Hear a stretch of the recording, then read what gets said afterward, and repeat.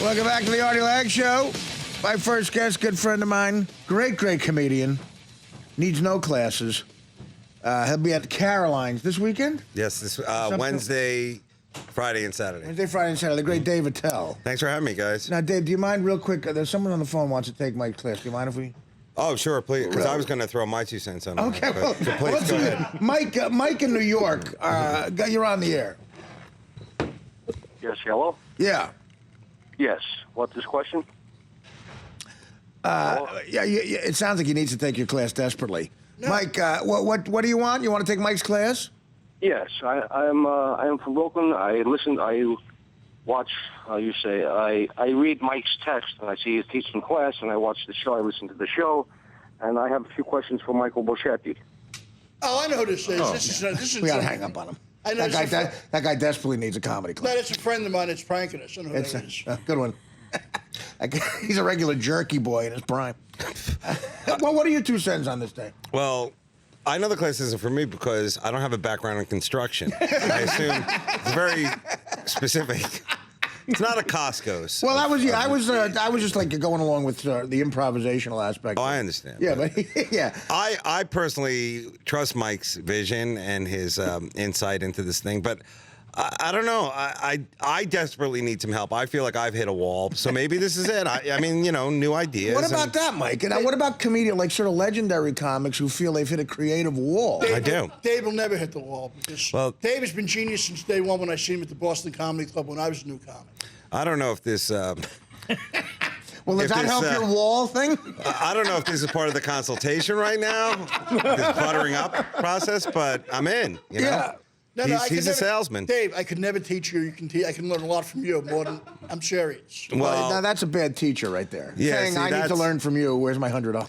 I don't know. Comedy is weird because there are comedy classes, and Mike, I wish you all the luck on this, but it's in that weird dark realm of like magic, ninja. Like you have to be taught by like an older wizard. I mean, I have a wizard quality myself, but I mean, it's like one of these. You're like Ian McKellen in a lot of ways. Yeah, dark arts that you have to learn, like, I don't know, surprise knockout or just trying to throw things in.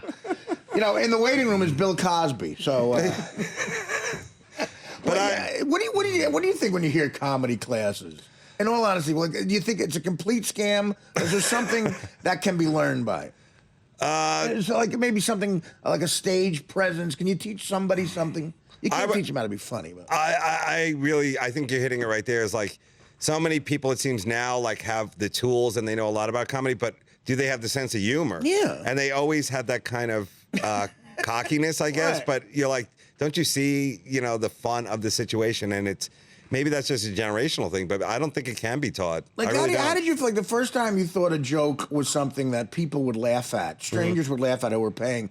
Did you sit down and try to write it, or was this something that came to you and you said, all right, maybe I should try to write more of these? Maybe no, I was a horrible performer and a horrible writer, but I wrote the jokes out, and I would always mess them up. Was that in college? Like at NYU you started doing it? Like towards the end of NYU, and I went to college with Adam Sandler. I know. So, yeah. and he was a great comic already. I mean, like he really knew how to do it, and he like could like, you know, like really do it. People forget that when he was in college, he was like a regular at the comic store. Oh yeah, absolutely. Yeah, right. He was like maybe 18, 19, Yeah. you know, and he already like knew how to do it.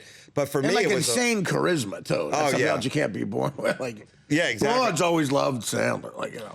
Yeah, he always could bring it, and he was just good at it. And I was not a performer. I was not, in high school. I wasn't like the guy, like the funny guy. Really, I was like, I loved comedy, but I was never that guy. And maybe, you know, maybe it. You think someone could teach that to come out of somebody? Maybe like they can't teach them how to write jokes, but maybe they could teach somebody how to come out of their shell a little bit if they think they're funny. Like a horse whispering of humor, basically. A comedian whisperer. Yeah, I personally don't know. I don't think it could happen. But I would say in the beginning, that's the part of the comedy career where like people try immediately to go like, what kind of guy am I? It's like just write the joke, and keep writing the joke and the next joke, and that's really what it is. It's kind of like grains of sand. Gotta have you know? It's like anything else you can get great at. It's work ethic combined with the ability to do it. Like people do have to sit there and really just write stuff and try to be funny. Wow. But don't you think Mike can impart that wisdom? You know, No. since he's been around it for 22 years. Well, a lot of if people, someone's just not sure how to go I'll about tell you, it. in all seriousness, comedy is such a depressing world too because some of the guys who are just so great at it, it takes a while before they have any like real recognition. Like a guy like Brian Regan. Oh, was yeah. doing it for so long. Now he's finally like within the comedy world and to a lot of his fans is getting the props he kind of deserves. But he did it a long time before Yeah, oh, anybody absolutely. cared, you know? The comics always know the guys and the ladies who are like really, really, really good, and then the audience kind of catches up. I Right. guess it's like music too, and to some degree like sports and everything. Like the people who do it know it, and then the audience comes to it. But the performer has to keep doing it without quitting. That's the Yeah. problem. But before they get too frustrated and just leave. I Before they felt get- like quitting almost every show, quitting, joining the Navy.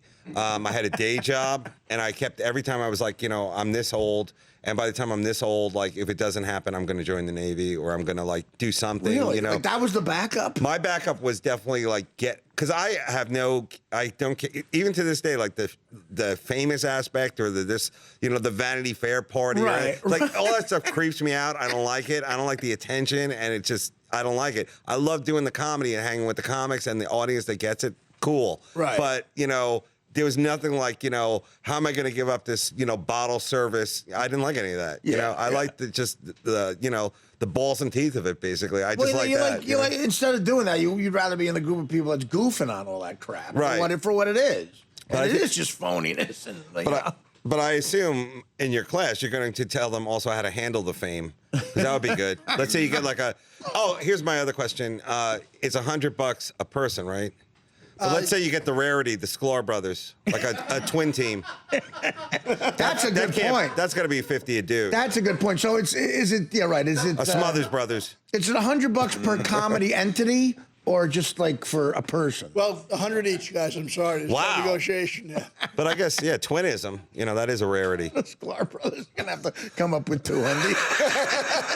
And they have that weird twin like connection, like, huh? There's going to be 50 a pop. Yeah, what about handling the fame, Mike? I would tell them, look, get in that machine as quick as possible. It's a brutal place. Women, but you want to be part of the Hollywood machine. Well, That's yeah. what you said. Just have some cash and live, not a real big part of the Women, machine. Mike, that's the big part. Whores and money. No, well, that's the big part that you've sort of been misguided on, the women part. Yeah, there's a lot of skanks out there that love cash. When he first got on the show, there was a different girl in here every week. Who said Is that true? Oh, yeah. That said Mike said to come in here. And are these local girls that you grew up with, like, see, I made it, like Rupert Pupkin? Is it like that girl? The diner girl, the nurse? She works. She doesn't know you're her girlfriend. You're her girlfriend, her boyfriend. Yeah, I've heard about this. Can we go into this a little bit? What? Mike, the ladies. Well, you had a couple initially- of them, yeah. Yeah, the ladies. You would promise them something? No, I And- never. They just thought, I don't know what they thought, but I thought I was going to do them. There you go. Do you think they like you as a man, as a guy on a hit show, or as a teacher, as a professor? I made them call me sensei. Oh, there you go. They better get a sensei humor. The road is another aspect of it. There's a lot of well. Now, what about you in acting, Dave? I'm a horrible actor. I did something for Louis. I guarantee that's cut out. It was so horrible. When was that? Just something, I don't know, we shot it I in thought front I of the saw cellar. you on Louis. No. Are you weren't on yet? Yeah. I think I'm like the last of the crew of guys who started with him hasn't been on the show. But the good thing about that kind of stuff is like he really wants you to be yourself. Right. But the minute the camera's on you, it's like you're not. No, it's and a, you're saying it's a, something you're not it's a, supposed to. yeah, but it's a scenario. It's acting. I always said this to you that you are a really good actor, and I really do think you are. Because like when I saw Dirty Work, I think next time I was like, man, did you hold that movie? It was great, and it's really hard to hold a movie, No, because yeah, every scene. it's very difficult to act compared to stand up. Like people say, like Hedberg had that joke where they want you to do something that you don't do. Like you're a stand up. Absolutely, yeah.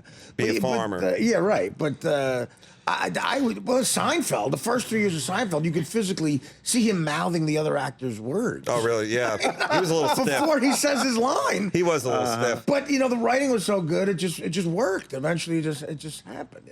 Well, it's like what character when you first started did you think you could play? And that's kind of like That's where you can tell where you are in your life and your whole like idea of yourself. Right. Like the Breaking Bad, right? Yeah. Like I'm past like even the brother-in-law who was a cop. Like I look older than that guy and worse than that guy.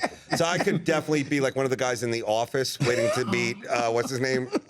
You know, the lawyer. Yeah. No, I like that, like being older. Like, although I do think that like I could play either like a skeevy vagrant or like a king on Game of Thrones, like a duke. Or You know, like the Fisher King. Robin Williams part in the There Fisher you go. King. You could do that. like a king of recycling garbage kind of guy. But I do like I love really good acting and I respect it. So I wouldn't want to do it because like with comedy, like you love it like when it's done really well, Right, sure. And when it's kind of like half-assed, I guess you're like. Whatever. Same thing with acting. Like, you see like a Philip Roth out there, I know, yeah. a Jeremy Irons, A lot of people get, sort of like they grow into their part. We got to take a break, but they grow into their part. Like a lot of people are bad young, but they could be like that great uncle in a show. Or something. All right, got to take a break. Dave Attell is at Caroline's with more weather issues this upcoming Wednesday through Friday. Thanks, everyone. Check it out. It's a good holiday venture. The Artie Lange Show. The Artie Lange Show, weeknights on Audience, only on DirecTV.